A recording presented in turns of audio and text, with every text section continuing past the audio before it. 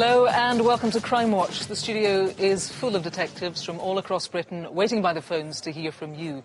And it's thanks to you that we get such great results on our cases, results that we'll update you on just a little bit later. But first, as well as solving the murder of Barry Rubery in South Gloucestershire, can you find the villains behind this burglary in County Durham? We know you're loaded! Next thing I was on the floor with a knife in my back and a gun at my head. I was terrified, to be honest. I was terrified.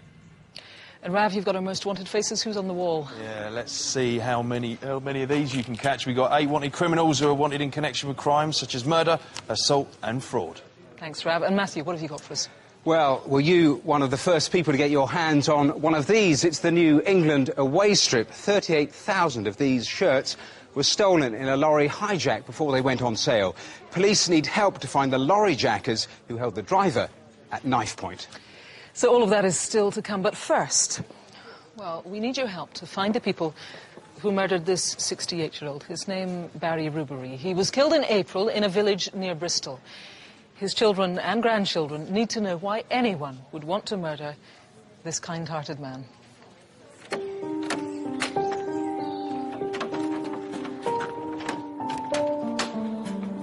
Barry?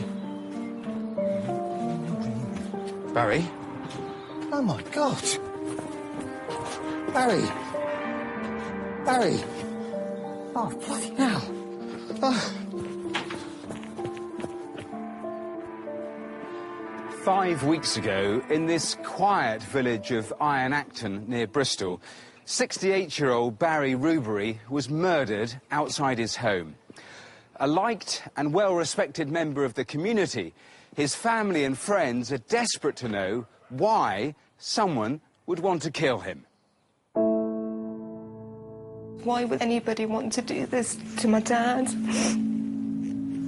You know, to my children's granddad and gran. He was so nice and helpful to people. Why would somebody turn around and repay him this way? I just miss him terribly.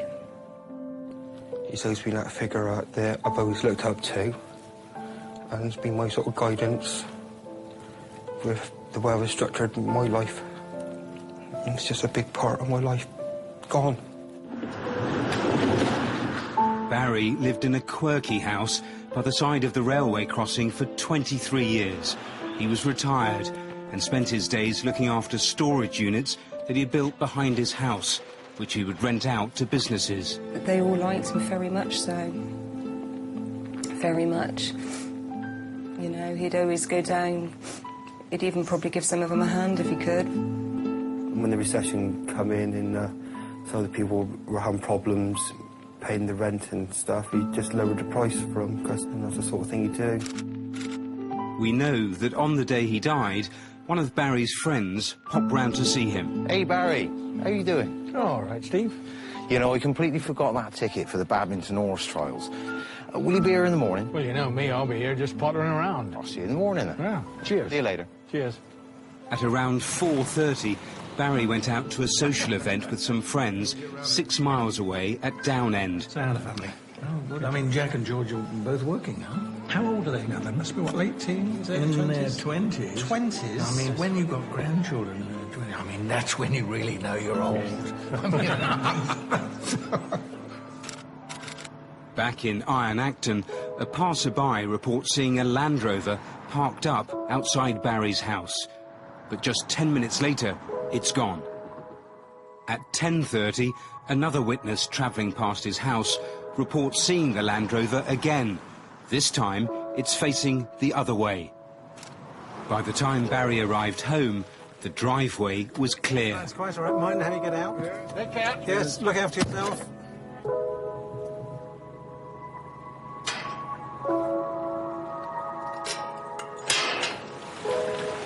His friends say that he seemed in good spirits when they left him. He locked the gate and headed towards the back of the house.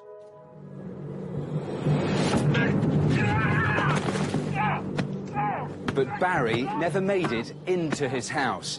He was attacked on the path leading up to his back door and suffered an extremely violent assault, which resulted in his death. We arrived down the yard to find police everywhere, a tape going up, and to be told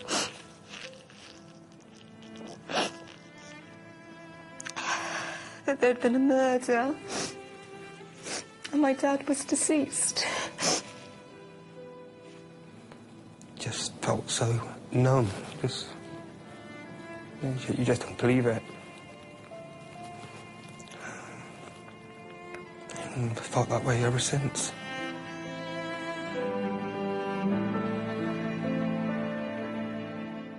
So, what do detectives know about Barry's murder? Well, it was on the morning of Thursday the 29th of April when one of Barry's friends came around to see him and found him lying in the porch dead. He called us and we launched a murder investigation. And what do we know? Well, I think the offenders must have been parked up somewhere nearby, but what we know, Barry came back at 11:15 on the Wednesday night, and here he was subjected to a sustained and violent assault. It ended with people tying his hands and his legs with cable ties. So do you think that was done deliberately to stop him fighting back, almost? Undoubtedly. I mean, we've been told that he would have fought back. He was that sort of person. And, you know, he's suffered significant head injuries as a result of this. And what was the motive for all of it, do you think? We're unclear of the motive. I mean, what we do know is that within the house, all the rooms have been entered, all the drawers have been opened, all cupboards have been searched. I mean, bizarrely, a plant pot has been moved. And what was stolen? Well, what we know is that his Nokia 3310 has been stolen, an old gold fob watch, and an identical set of keys to these, which were his house keys for getting in and out. But that doesn't sound like they've taken very much. No, they even left money inside, and they also left some money on Barry himself. Now, I mean, was this a burglary that went wrong? Has somebody been here looking for something in particular, or has Barry been targeted specifically for some reason? And what else have you got to go? You can see this road is really busy. It's a cut through to the M4 and the M5. You know, a lot of people use this, and I'm sure somebody using it has some information that could be key to solving this investigation. It's quite a mystery, that's for sure. Well, Detective Chief Inspector Guy Reeves is with us now in the studio from Avon and Somerset Police. Terrible, terrible murder. You've got some new information. Yes, Kirsty, we've had a witness come forward very recently to tell us about a black pickup truck that was seen directly outside of Barry's cottage about 10:45 p.m. on the night time when he died. Described as having a big black cab at the front and the flatbed uncovered at the rear. OK, and we do already know about the Land Rover. Tell us about that. That's a dark-coloured Land Rover Defender car. It's got a twin cab and a long wheelbase and either a hard cover or a canvas cover at the rear. You know, if anybody has seen either of these two vehicles in that area, could they call in, please? You said in the film there, a sustained and violent attack. Were there any aspects of it that were particularly unusual, worth pointing out? Well, as you saw in the film, Barry was tied with cable ties to his hands and his legs. Cable ties identical to these, nearly half a metre long. I know these made by a firm in Taiwan called Giant Lock, but what I'm after is people in the local area that actually use these or know who uses these, if they could ring in and let me know. I need to try and establish if the offenders have brought these to the scene. OK, so it's local info but not the manufacturer you need on that. I mean, in terms of what was taken, Gary, there wasn't very much taken. His gold fob watch was taken, his mobile phone, and a set of keys identical to these that he was going to use to get in with. OK, we know, of course, it took place in a very remote area. Witnesses crucial to this. Yeah, absolutely. The Latteridge Road there is a very busy road, and the following weekend was a bank holiday weekend and also the badminton horse trials. So, you know, I'm appealing for anybody that may have been using that road, or, you know, even if they were just visiting, did they see anything that could be vital to this investigation? OK, thanks for that, Gary. I should tell that Crime Stoppers is offering a reward on this of 10 grand. We need to find whoever did it. Were you on Latteridge Road that night? If you've got any information, think of Barry's family. You saw how devastated they are. 0500 600 600, or you could call the independent charity, Crime Stoppers. You can do that anonymously. Here's their number. It's 0800 555 111. If you need to take a look at that reconstruction again, that's fine. It's online, bbc.co.uk/crimewatch. For now, here's Rav with the first of this month's Wanted Faces. And kicking things off tonight is this fella here, Kemar Saul. Now, he's wanted for the murder of Freddie Moody, who was fatally stabbed in South London 2 years ago. 18-year-old Saul used to go to college in South London and has strong links to the Dorset Road area of Kennington. Now, you might recognise my number two. He's Michael Brown, and he's wanted for defrauding £8 million from a former Manchester United chairman. As well as using the cash to fund an extravagant lifestyle, Brown famously donated more than £2 million to the Liberal Democrats' 2005 election campaign. Now, he was charged, but went on the run and hasn't been seen since. He's now been found guilty in his absence and sentenced to 7 years. Glaswegian Brown has a ponytail and goatee beard, as you can see in this photo, but may well have changed his look and is likely to be using a false identity. And number three is Nazim Hamido, or at least we think that's what his name is, and he's wanted for violently raping a woman in Manchester city centre in March this year. As well as Manchester, Hamido has links to London and Dorset. And at 4 at the end here is Jack Lane, and he's wanted for setting up a cannabis factory at an address in Milton Keynes. He was charged but failed to turn up at court and has been on the run ever since. 22-year-old Lane has been a builder and is known to have worked abroad, so do keep your eyes peeled if you're away on holiday. So, do you know where Lane, Hamido or any of the others are hiding tonight? If you do, don't wait, please pick up the phone now, 0500 600 600, or you can text us 63399, type crime space and then your message. It's really important to leave that space, remember, or your message won't get through. You can also check these mugshots out online, bbc.co.uk/crimewatch. And remember, all of our most wanted faces stay on that website until they're caught. We are in the middle of World Cup fever now, of course, but this year's Grand National meeting was another highlight of the sporting calendar, with millions watching the races across the world. For champion racehorse trainer Howard Johnson and his wife Pseudo, that weekend has become memorable for all the wrong reasons.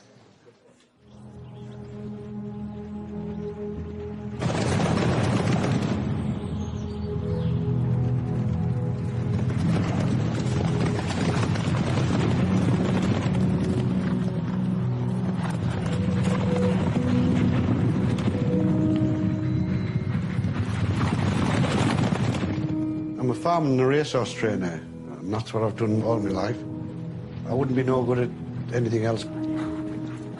We've ended up now, I'll be training 140 jumpers and about 25 on the flat.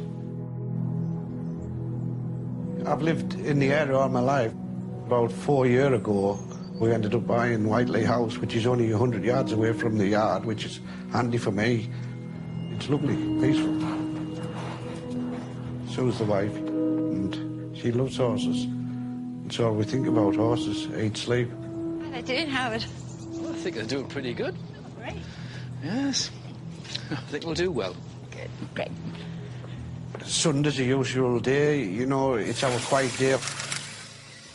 We had tea about 5 o'clock. So the wife was washing up. It's all right, love. Leave them there, I'll sort it. All right, yeah.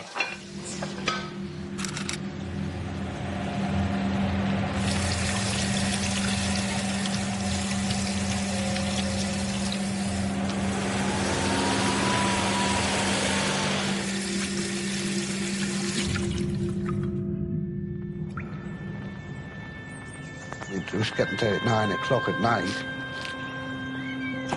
I says, I'm going up to see how the lambing's going. On the way up, I saw a car parked. To be quite honest, I thought it was a courting couple. And it was getting like dusk, and you think nothing about it. How's it going? Everything all right? Yeah. The rest of them are okay?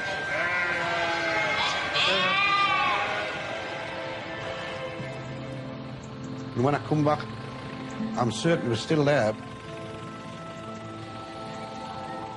I just pulled back into the yard with my old pick-up, come straight in the house, went into my little lounge where the telly is.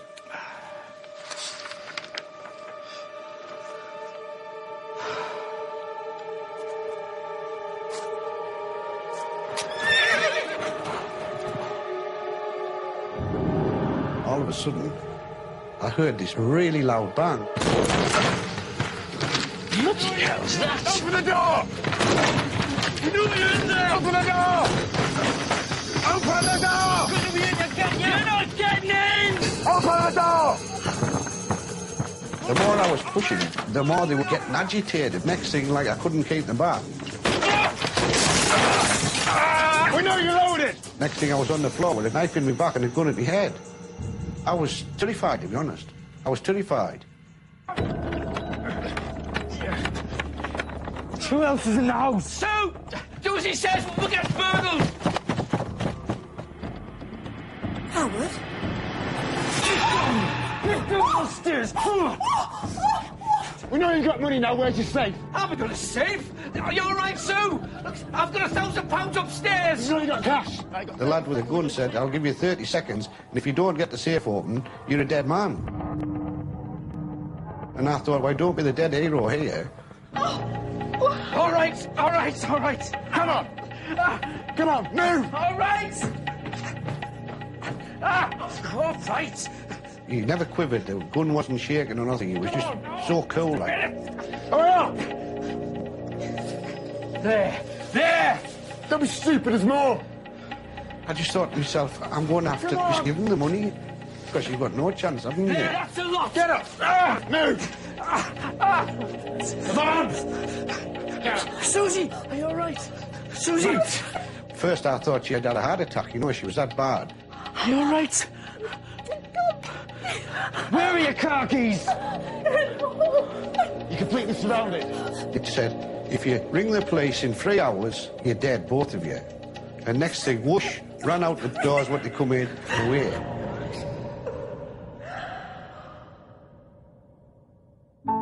I don't want to move out the area of the house, because it might happen again, you don't know, do you? And we love this area, and love the house and the farm and that, and the people around the area, but there is some nasty people about, isn't there? Terrible, terrible. You know, it's all worrying all the time. And if somebody knocks on the door late at night, you jump up thinking, oh, what's happening? You know, it's a terrifying ordeal, I tell you. Wouldn't want it on my worst enemy. Oh, dear me. Oh. Right. What an ordeal. Well, joining me now is Detective Inspector Simon Orton of Durham Police. I mean, bearing in mind that this happened in their own home, Howard and Sue, you know, they must be profoundly affected by this. Indeed. I spent some time yesterday afternoon with both Sue and Howard, and it's had an absolute and profoundly devastating effect on them both. To have these people burst into their house with weapons to steal £100,000, they really are suffering. I think it's almost like a sledgehammer that's come crashing through their lives. I really have concerns that they will recover from the effects of this. OK, well, let's look at the facts then. The Mondeo, that could be important. Yeah, I'm keen to trace this. I think it's about a 2006 plated dark blue Mondeo. It's seen twice significant occasions on the day. Once by one of the stable lads earlier in the day when there was 3 men in the vehicle, and later on by Sue when she was packing or unpacking the dishwasher. The vehicle's driven past the house. I'm convinced that the vehicle is connected with the robbery. I need to speak to the owner of that vehicle. I need that vehicle to be identified. And Simon, there was another car seen on that night as well? Yes, Howard on his way to the lambing noticed this the small dark-coloured hatchback vehicle which was parked in the recess of the field. Now again, there might be an entirely innocent explanation for the presence of that vehicle, but I need the person who was with that vehicle to come forward and speak to me and let me know what they were doing at that time or whether they have any vital information for the case. Okay. What do your team know about the attackers themselves? Well, the descriptions are not particularly remarkable. I know that they were both wearing masks. I know that one of them had gingery-coloured facial hair and spoke with a Teesside accent. What is interesting and significant is that Sue is able to describe the man with the knife, the attacker with the knife. He was wearing, you see, a hooded black sweatshirt. Now, she describes initially that the sweatshirt had the word chance written on the right sleeve in white or silvery white lettering.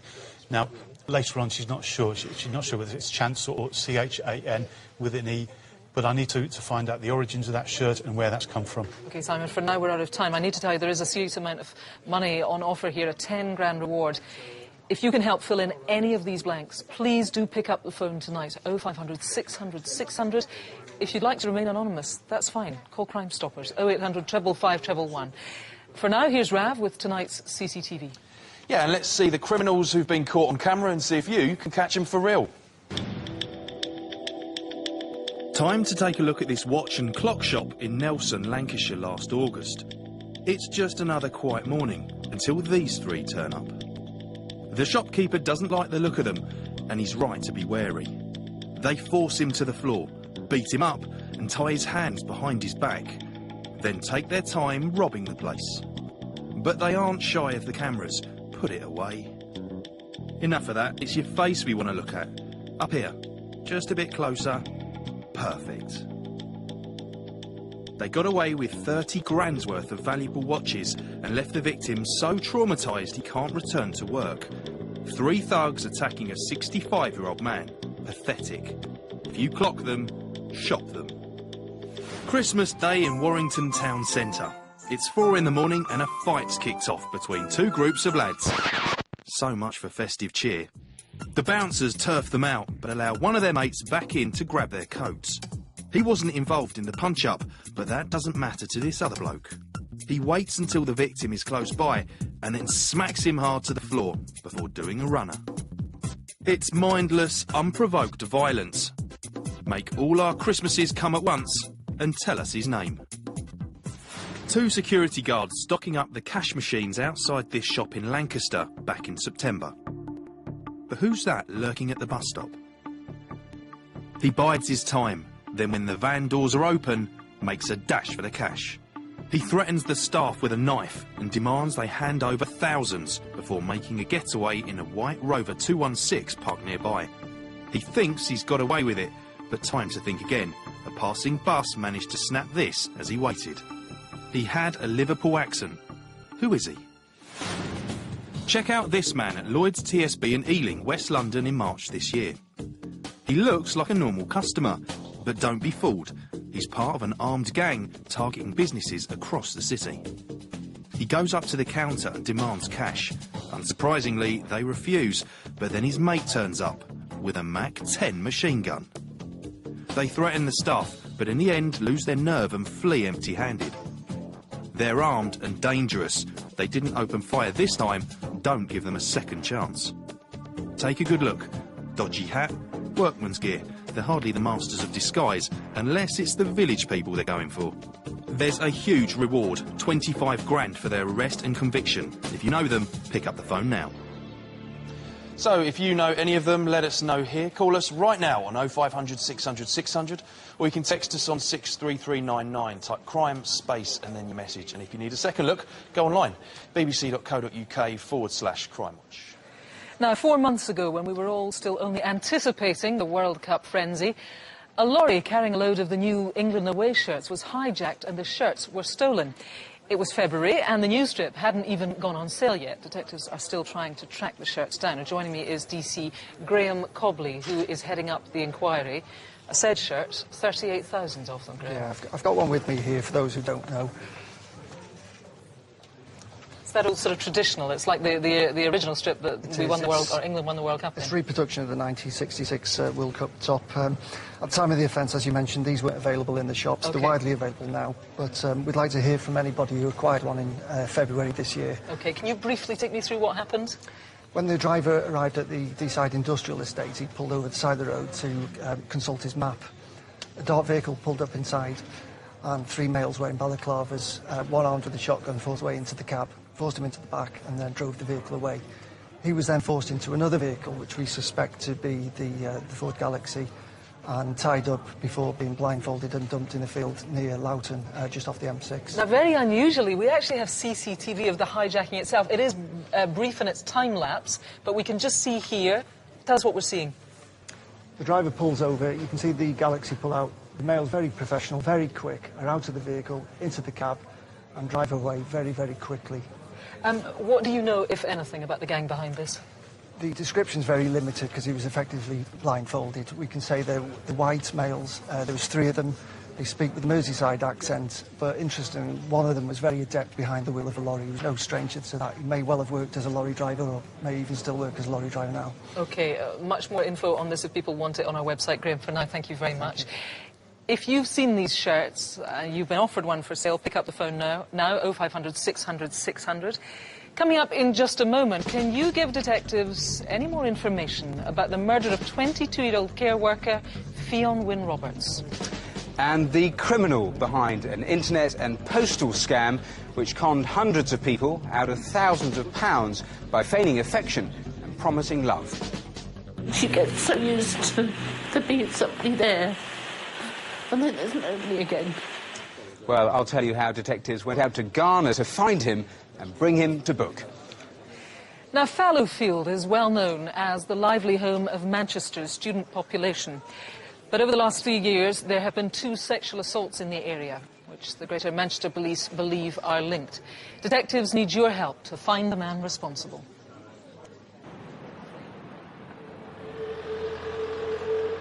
Code 6, 105 North Avenue, 52.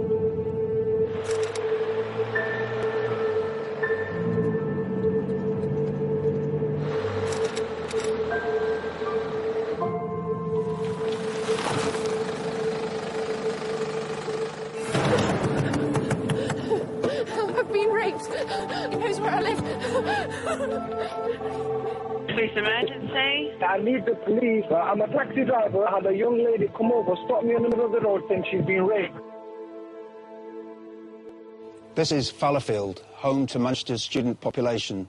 In the last 3 years, 2 young women were the victims of sickening sexual assaults. Both attacks happened in the month of May, only streets apart. We believe that the same man is responsible.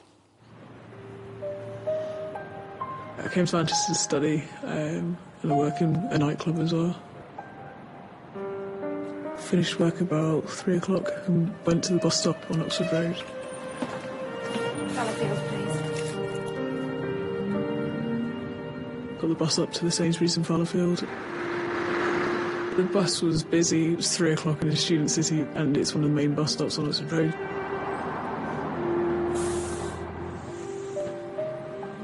Everyone kind of got off where I was getting off. It was a bit of a walk to my house from the bus stop. This is the main stop for students living around here, and it is busy around the clock. We think that the attacker was watching to see who got off the bus, waiting for a victim. CCTV shows the attacker walking along Edgerton Road. What you can't see is the young woman on the other side of the road. He's following her. The first time I saw the guy, he was on the other side of the road, wearing all black with his face covered. I didn't really think much of it because it was cold. And then I noticed that he crossed the street to stand behind me. The gap kind of closed until he was only 2 or 3 paces behind me.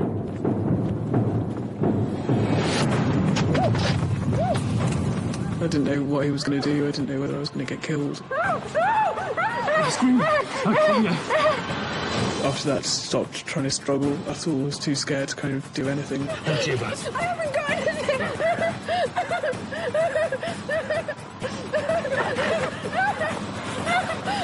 Then you've got one thing, I want.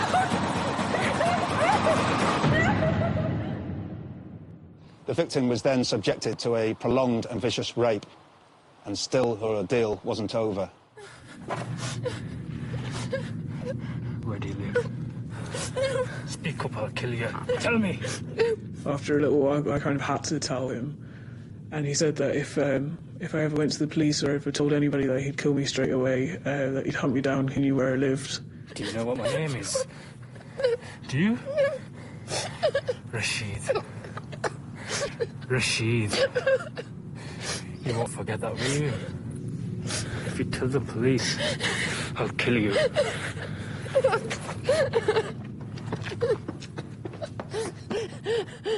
We know from CCTV that the offender ran off down Derby Road. So where did he go? We think that he lives locally, and what's more, this isn't the first time that he is struck.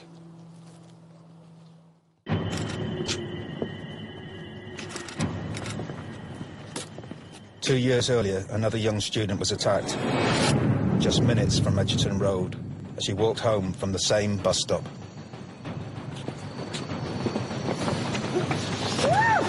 On this occasion, the attack was even more violent. The victim was strangled until she blacked out.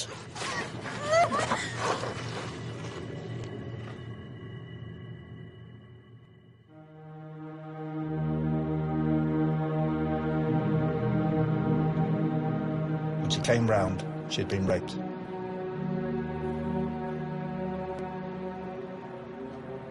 The lives of 2 young women have already been torn apart by a dangerous and opportunistic predator. How many more women has he preyed upon? Help us stop him before he strikes again.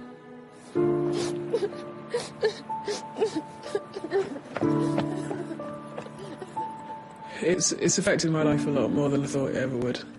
My university degree I've had to retake over a year's worth of work just because I've missed so much stuff.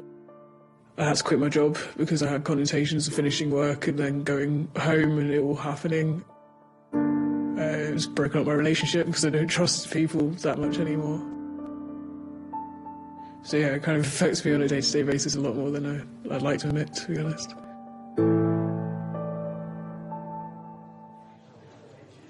We've got to stop him, haven't we? Detective Inspector Colin Larkin of Greater Manchester Police is here, a highly articulate, and it has to be said, a very brave young woman. Absolutely, yes. This victim has been subjected to a horrendous attack and she was very brave in coming forward. If we can find any good news in this, it is that there is plenty to go on. Where do we begin? Yes, we're quite lucky with the description. In the first case, the victim was able to give us an artist's impression, and as you can see, it's quite a distinctive nose. Yeah, he does. I mean, if anybody knows somebody who looks like this, you know, they want to take a closer look on our website. And also, you've got this sort of mock-up, which is very close to what this guy was wearing. Absolutely. In the second attack, the offender was wearing a scarf across his face, but it had quite a distinctive paisley pattern on it in white. He did say, as we saw in the film there, Rashid, my name is Rashid. Of course, that could have been a red herring, but it might be important. Yeah, it could be a nickname or a family member's name.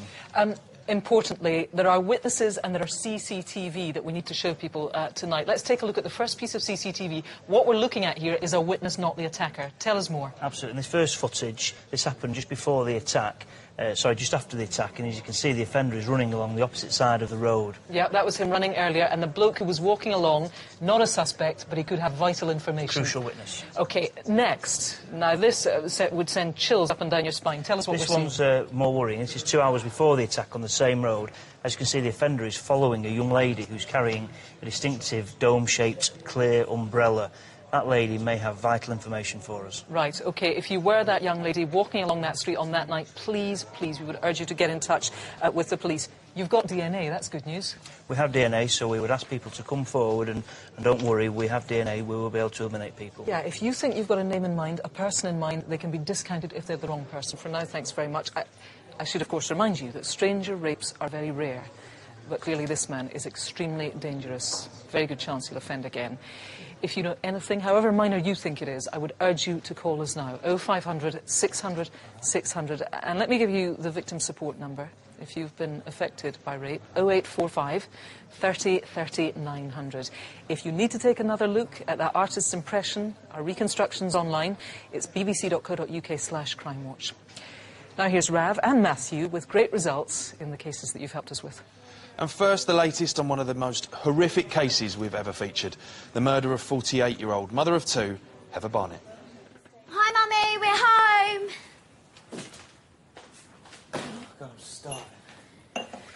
Mum? Where is she, Caitlin? Bag's here. Mummy! No. Mum? Mum? She's not in there. Mum, are you in there? The door's stuck. Yeah, I'll get it. Mum? Mum?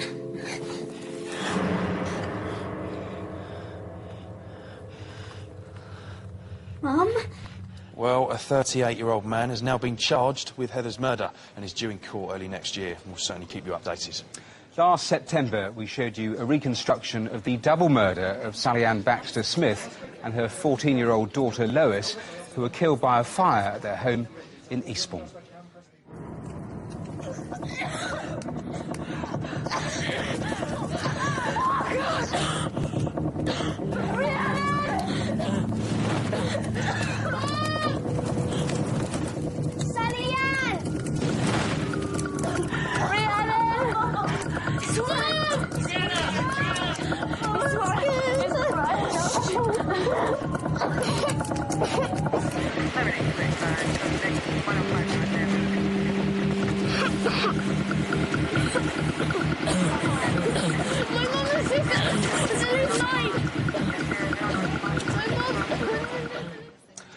Well, a 37-year-old man has now been charged with both murders. We'll let you know what happens. Now, in February, we told you how the discovery of a skeleton on a building site in Manchester had sparked a murder inquiry. We can determine a number of basic features about the skeleton, in that it was a Caucasian female between 18 and 30 years old, probably between 5'1" and 5'7" tall. There were also a number of worrying features on the skeleton. We identified a fracture to the right side of the jaw. There was also a small fracture in one of the cervical vertebrae, and these are basically the bones of the neck. There was also a fracture to the nasal bone as well. And all of these injuries, particularly when taken together, are suspicious that she'd been subjected to a blunt force physical assault just prior to her death. And therefore this case is suspicious of a homicide taking place. In an inquiry like this, there is no CCTV. There are no witnesses that we've traced so far. There's no house-to-house. So identifying the victim is the key to unlocking the mystery. Well, some exciting developments, actually. Forensic scientists have now been able to obtain a full DNA profile from the remains. Now, this means, as detectives search for potential victims who may have gone missing in the 1970s, they'll be able to easily check the profile against DNA to identify the remains. Great stuff. Now, a year ago, we appealed for help to find the killer of 40-year-old Paula Poulton, who was found stabbed to death in the boot of her own car in Swanwick in Hampshire. Well, great news. Just last week, this man was found guilty of Paula's murder. He's 57-year-old Roger Kearney. He was having a relationship with Paula, which is believed to have turned sour when she started putting pressure on him to leave his wife. He's now been sentenced to life. Now, back in April, 22-year-old Fionn Wynne Roberts was found murdered just yards from her home in Porthmadog in Gwynedd.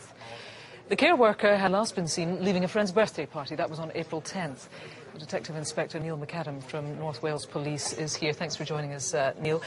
Tell us the information that you do have and what you're looking for. Well, the information we have now is that a few hours after Fionn's body was found, a handbag was found in some sluice gates approximately half a mile away. Right. And with that handbag were two items which you feel is very, very important to trace the origins of. They were a pair of jogger bottoms, tracksuit bottoms, and a training shoe. OK, given that those could be the most important clues, let's look at them in a little more detail. First of all, let's go to the jogging bottoms. Describe those.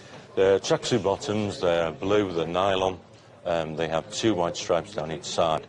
They're extra large, and they have a label on them saying they make original. OK, and it's important to know they've got no sort of branding on them at all. Got no branding except the original sign on them. OK, let's look now at these trainers. Just another pair of trainers, you might think, but actually a couple of things that mark them out as unusual. First of all, the size of these trainers. Well, they're size 11, and they are Ascot make trainers. They're actually an Alaska model.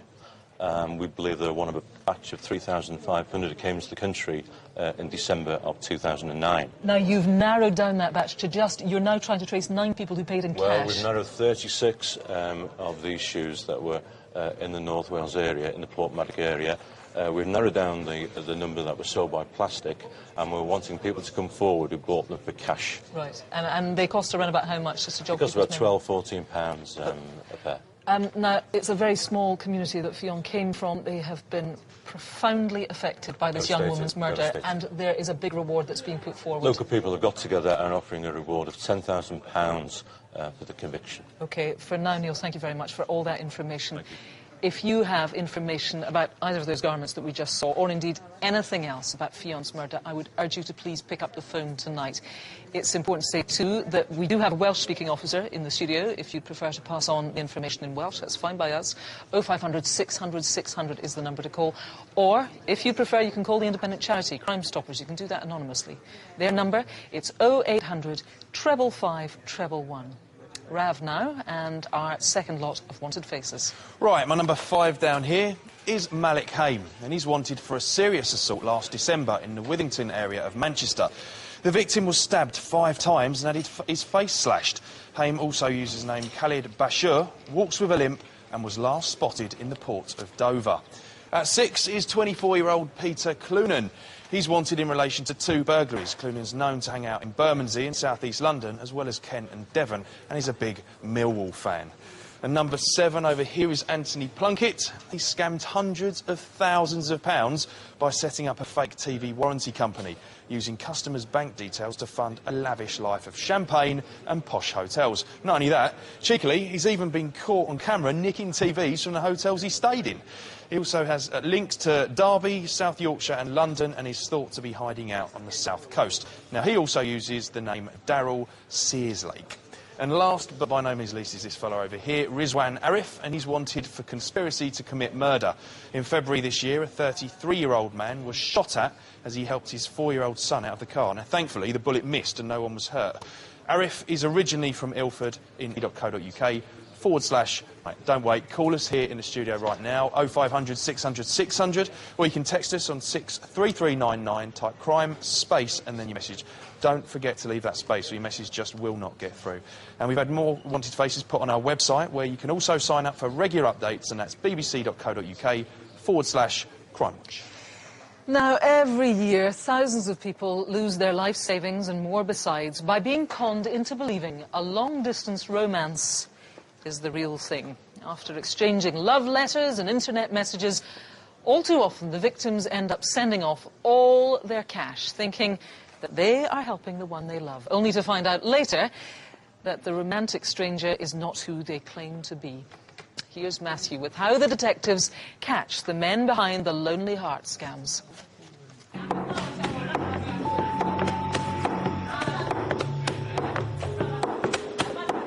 When you read the letters, they're all asking for £300 to start with. We have examples where people have sold their houses. Sometimes we were on the internet for 4 or 5 hours at a time. He made me feel like I was young again, like I was important. You could end up being kidnapped. That's happened. Hidden in remotest West Africa, young men are going to extraordinary lengths to make money. Among their targets, innocent Britons. Their secret weapon, the romance scam. You get so used to being somebody there, and then there's nobody again.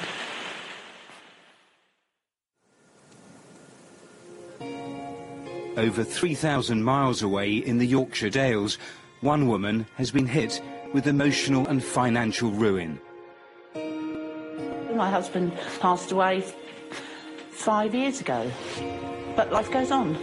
You have to make the best of what you've got. Battling with a serious breathing disorder, Dina was desperate to get her life back on track, so she joined a dating agency. After a couple of unsuccessful dates, she thought she'd found Mr. Right. He told me that his name was Steve Moon and that he was a retired army officer. Posing as an American general, he sent photos which he said were of himself. He used to talk for maybe 2 or 3 hours every night, and sometimes during the day as well. He said that he loved me and he wanted to come here and see how we got on. Dina thought she'd found her soulmate and had no reason to be suspicious. We'd been communicating for probably about a month. And then he'd said to me, I have to tell you that I'm not actually in America at the moment, I'm in Iraq. He told Dina a complicated story and persuaded her to lend him some cash. He promised he would repay it with interest when he arrived in the UK. She remortgaged her house and sent him everything she had. In total, £45,000. I know this sounds very stupid, looking back on it now, but I think I'd got so involved with Steve by this time, I probably would have sent him anything. But Steve Moon's elaborate story didn't end there. He said he was now being held captive in Iraq. He needed £120,000 to pay off these people. Well, I didn't have anything like that. The only thing I've got is my house. I just cry when nobody can see me. Sorry. Police were tipped off and turned up at Dina's door just days before she sold her house. They told her Steve Moon didn't exist. The photos she'd been sent were stolen from the internet and were actually of a retired United States Army officer Major General John Baptiste, a man who had nothing to do with any of it. Dina had been a victim of a romance scam. These types of scams rake in hundreds of thousands for fraudsters and, along with other scams, cost the UK £3.5 billion a year. With so many victims, SOCA, the Serious Organised Crime Agency, have a dedicated team to combat it. If you put yourself onto one of those dating websites to say, I'd like to meet somebody, there are people out there, criminals, who will take advantage of that. It would seem the fraudsters have a very specific victim. Most frauds like this are hitting older people, people who are retired, people who are vulnerable in some ways, so the lonely people with the romance scam. But who had taken Dina's money? SOCA had a lead. She did not pay the money through a money service bureau. She paid it into a bank account. So we followed the money. The cash led SOCA straight to their target, a Ghanaian businessman, Asola Fadola. When we looked at the bank account, it had transactions going into it which went to hundreds of thousands of pounds, because Dina White wasn't the only person that was sending money into that account. Now, we presume that the other people, one person was in France, some others were in the UK, were victims. But that's not always the case. One woman in particular had caught their attention. She deposited £150,000 into Asola Fadola's bank account. The only way to uncover the truth about her involvement was to pay her a visit. She doesn't know we're coming. We don't know whether she's an innocent victim or if she is an associate. It may be that she's also involved in the scam, helping him to launder money from other victims in the UK. That evening, Mike, accompanied by a SOCA officer, knocked at the door. Sergeant Wood from Humberside Police. This is my colleague Paul Davis from the Serious Organised Crime Agency. Can I just come in and speak to you, please?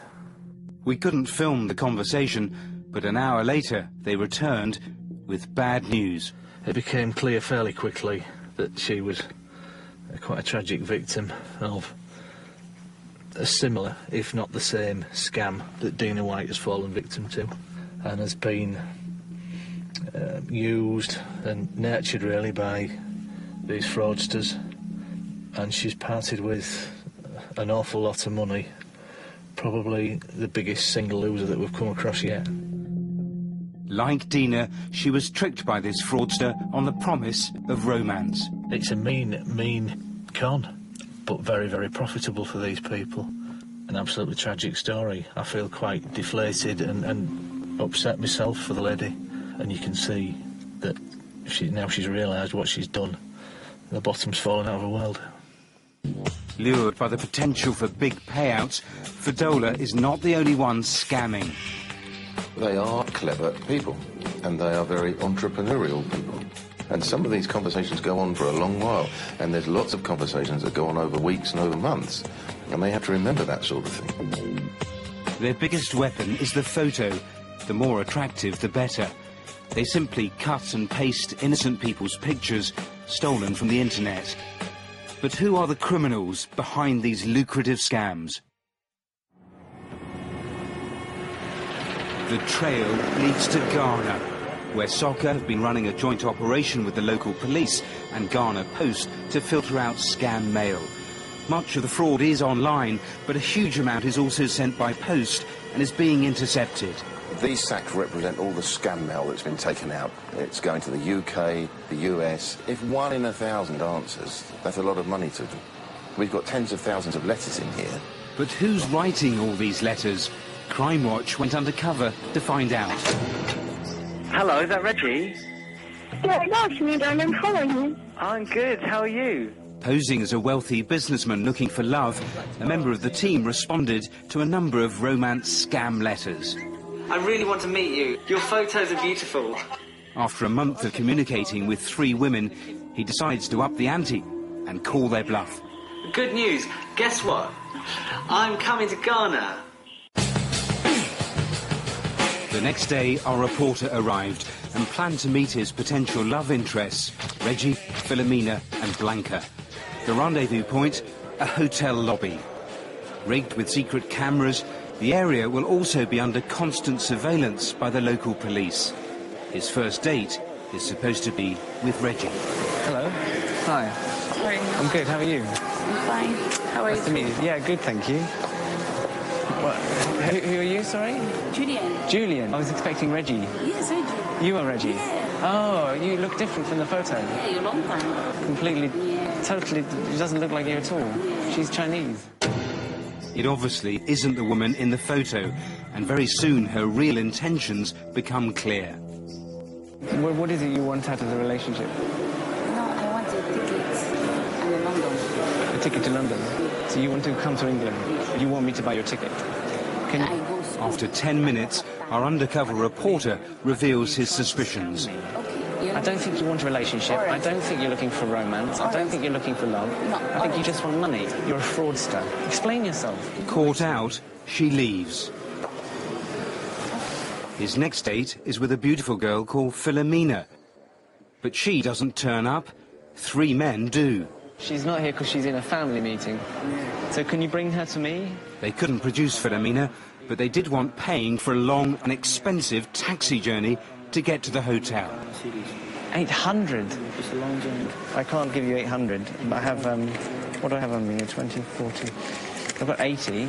Our reporter wasn't about to give them money. Instead, he confronts them. I believe you've risked this long journey to come here to get money. 800 seats. I know it doesn't cost 800. I've been investigating you for the last month. I work for the BBC. I don't believe you. I don't believe you. Realising they wouldn't make any money, the men leave. What they didn't know was that the police were waiting for them outside the hotel. It was the same for the third and final date. Again, a man turned up, but this time with a loaded 9mm handgun. You could end up being kidnapped. That's happened. People have come here and they've been held until they've paid money and then released. 3 separate syndicates. These were organised, dangerous gangs. The suspects were arrested and later charged.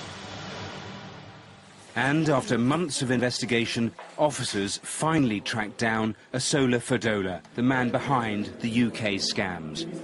Handcuffed and unrepentant, he was led from his mansion. It was clear where the money had gone. It's people like Dina that are left with the financial and emotional cost of the romance scam. It's got to say to her, I think I am going to have to sell the house to downsize because I just can't. No, I thought I might be able to cope, but I can't.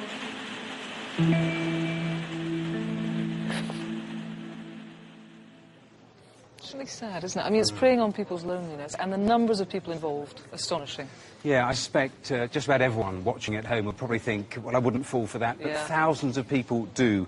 One of the fraudsters was boasting that there's a scam for everyone. You just have to work out the person's weakness.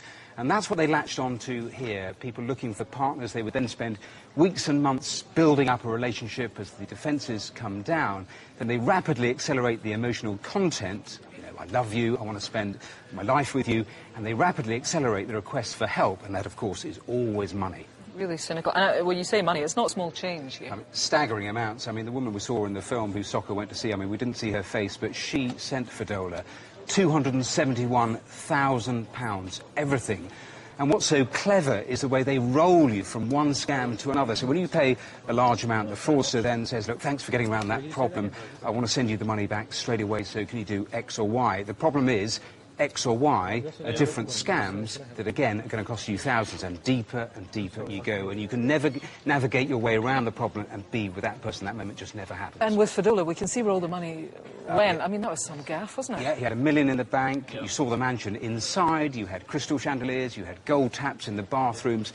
Even the kennels for his dogs were bigger, plusher than a lot of people's houses. But Fodola is about to go on trial, and victims from here who he's ripped off will fly to Ghana and give crucial evidence against him. Good news. I mean, for Soccer, this link-up with the Ghanaian forces, it's been really successful. Yeah, it's really bearing fruit. I mean, it's not easy. These are so easy, these scams, to set up and then to move. But they spent about 18 months putting the surveillance, the intelligence in place. Now they're making their move. And just about every week they are closing down one syndicate after another. It's quite complex on the ground, but the advice for people here is brutally simple. 3 words: don't send money you won't get it back. Yeah, good advice. OK. If you're concerned that you, or indeed someone you know, might be victim to a romance scam, there is now a dedicated website and a phone number set up by the National Fraud Authority where you can report that, or indeed any fraud at all. For now, though, here's Rav with a quick roundup of what's been happening on the phones tonight. And we have had some good stuff coming in already. Let's start with the Iron Acton murder of Barry Rubery near Bath. We've had lots of calls about these type of cable ties, which is great, but we still need to know more about the Land Rover we appealed for. One name's been given, though, which is good. And then very quickly, the horse-aggravated burglary of the couple, Mr and Mrs Johnson, the racehorse trainer. We've had some good-sounding calls about that hooded top, which is brilliant, and also several names suggested. Let's hope that leads to something. Now, every weekday morning this month, our sister programme, the Crimewatch Roadshow, is coming live from across Britain, asking for your help to solve a range of different crimes. This week, we're based in my home county of Kent, and here's a sneak peek at what we've got coming up. This week on Crimewatch Roadshow, the gang of masked men who attacked a newsagent in Longfield, but forgot to stay covered up on the journey home. The Pink Floyd tribute band robbed of their prized replica Dave Gilmour guitar. And the master burglar who beat the security system at a stately home and escaped with £1 million hoard of porcelain.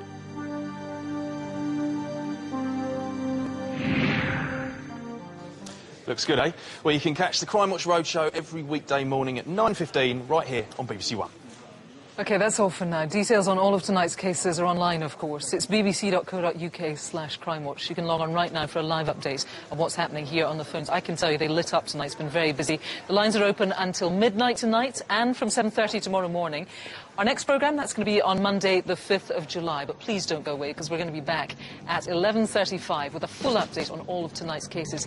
If you can help, but you haven't called yet, please do it now. It could all be down to you. I'll see you at 11:35. It's 12:10 in Wales tonight. Until the next time, bye-bye.